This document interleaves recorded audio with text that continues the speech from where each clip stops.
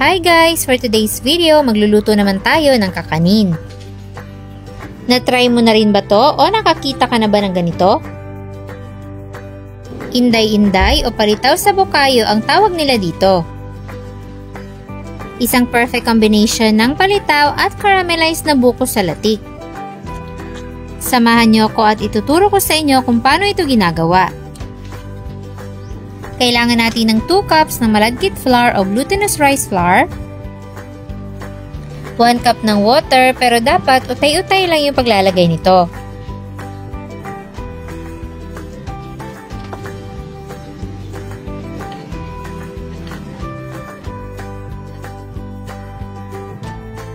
Pagkatapos malagay ng lahat ng tubig, pwede na natin itong masahin gamit ang ating mga kamay.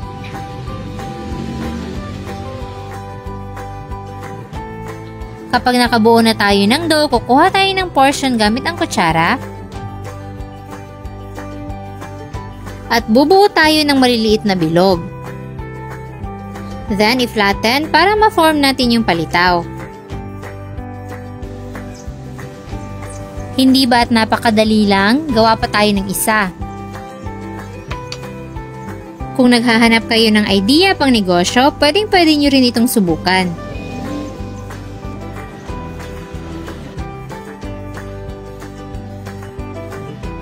After nyan, isa-isa na natin itong ihulog sa kumukulong tubig.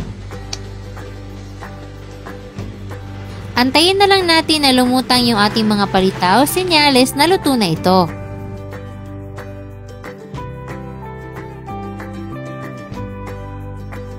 Kapag luto na, isa-isa itong hanguin at iset aside.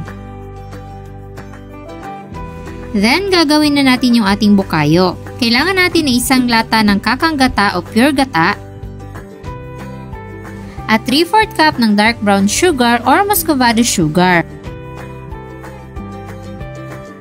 Haluin lang hanggang sa ma-dissolve at hihintayin natin yan na kumulo. Simmer lang natin hanggang sa maging dark brown na yung kulay ng latik.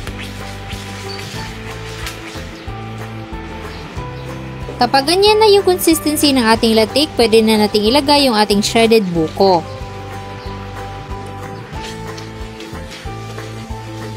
Haluin lang ng mabuti at isimmer na mga 5 to 7 minutes hanggang sa maging bukayo na siya.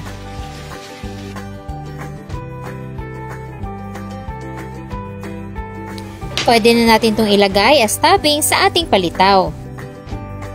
Ito yung magsisilbing pampatamis instead yung regular na asukal at kinudkod na niyog. Nung first time ko tong matikman ay nagulat talaga ako sa sarap dahil tamang-tama lang yung combination ng malagkit at ng bukayo. Kung hindi mo pa ito natitikman, panahon na para subukan mo naman. Sana ay nagustuhan nyo ang ating kakanin recipe for today. Enjoy!